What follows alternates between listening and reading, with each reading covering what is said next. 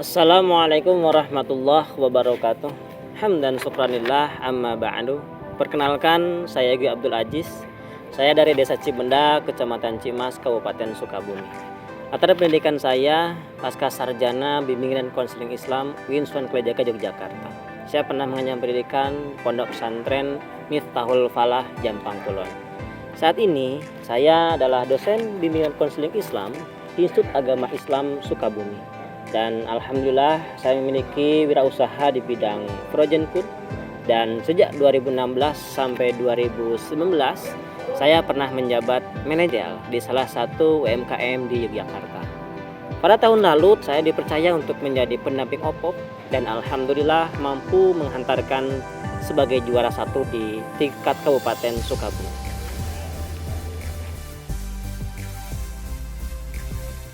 Dengan bekal tersebut, insya Allah saya memiliki disiplin yang tinggi, bekerja keras, jujur dan bertanggung jawab, sehingga memiliki semangat yang tinggi untuk belajar dan mencintai profesi sebagai seorang pendamping. Adapun motivasi saya mengikuti OPOP salah satunya untuk menggali atau mengoptimalisasi pondok pesantren khususnya dalam berwirausaha, sehingga harapan kedepannya dapat meningkatkan kemandirian di bidang ekonomi serta mampu bersaing dengan para pelaku usaha konvensional lainnya.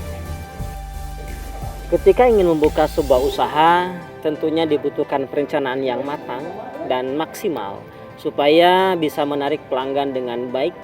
Tentunya akan jauh lebih mudah dengan membuat konsep bisnis model kanvas sebelum membuka sebuah usaha yang insya Allah jauh lebih menarik. Bisnis model adalah metode untuk menjelaskan bagaimana sebuah ide bisnis dapat memberikan manfaat kepada konsumennya. Nomor 1, target pasar. Misalkan kita mau buat bisnis sepatu, di kolom kedua ini kita susun hal-hal yang bisa menjawab permasalahan target sebagai solusi melalui produk yang kita punya.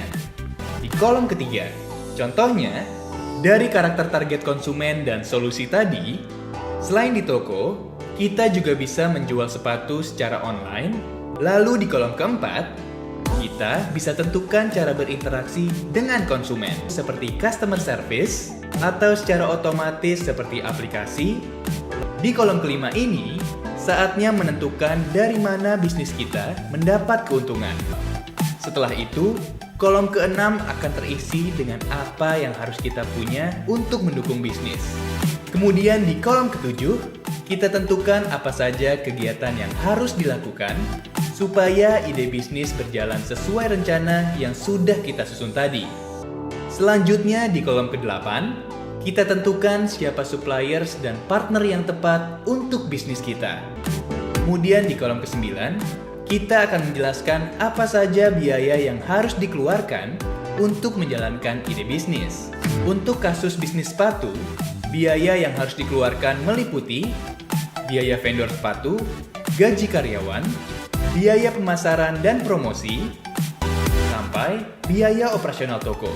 Akhirnya, kita punya gambaran tentang bagaimana perhitungan pengeluaran dan pemasukan dari bisnis yang akan kita jalankan.